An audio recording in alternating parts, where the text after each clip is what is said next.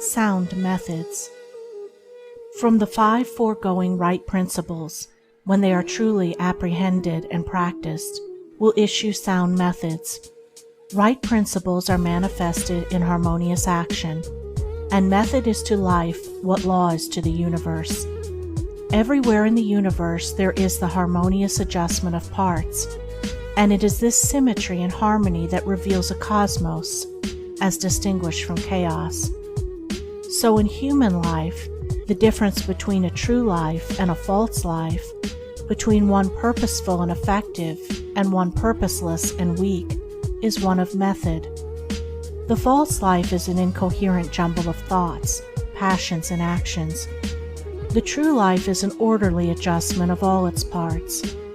It is all the difference between a mass of lumber and a smoothly working, efficient machine.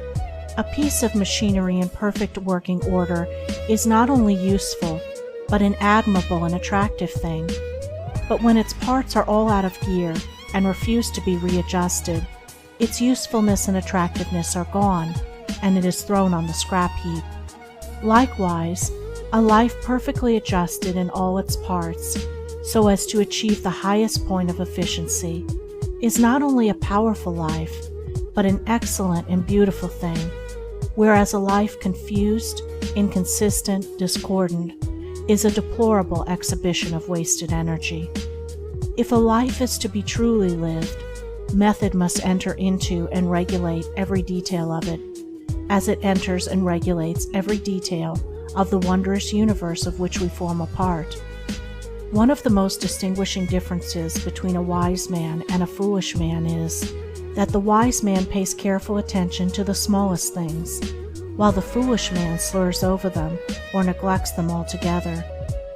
Wisdom consists in maintaining things on their right relations, in keeping all things, the smallest as well as the greatest, in their proper places and times.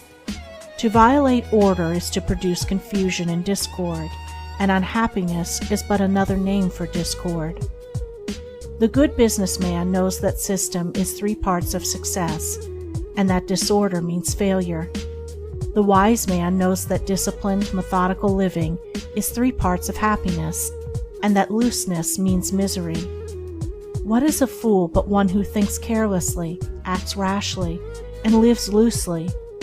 What is a wise man but one who thinks carefully, acts calmly, and lives consistently? The true method does not end with the orderly arrangement of the material things and external relations of life. This is but its beginning. It enters into the adjustment of the mind, the discipline of the passions, the elimination and choice of words and speech, the logical arrangement of the thoughts, and the selection of right actions. To achieve a life rendered sound, successful, and sweet by the pursuance of sound methods, one must begin not by neglect of the little everyday things, but by assiduous attention to them. Thus the hour of rising is important, and it's regularly significant, as are also the timing of retiring to rest, and the number of hours given to sleep. Between the regularity and irregularity of meals, and the care and carelessness in which they are eaten, is all the difference between good and bad digestion, with all that this applies, and an irritable or comfortable frame of mind, with its train of good or bad consequences. For attaching to these meal times and meal ways are matters of both physiological and psychological significance. The due division of hours for business and for play, not confusing the two. The orderly fitting in of all the details of one's business, times for solitude, for silent thought and for effective action, for eating and for abstinence. All these things must have their lawful place in the life of whose daily round is to proceed with the minimum degree of friction, who is to get the most usefulness, influence, and joy out of life. But all this is but the beginning of that comprehensive method which embraces the whole life and being. When this smooth order and logical consistency is extended to the words and actions, to the thoughts and desires, then wisdom emerges from folly, and out of weakness comes power sublime. When a man so orders his mind as to produce a beautiful working harmony between all its parts, then he reaches the highest wisdom, the highest efficiency, the highest happiness. But this is the end, and he who would reach the end must begin at the beginning. He must systematize and render logical and smooth the smallest details of his life, proceeding step by step toward the finished accomplishment.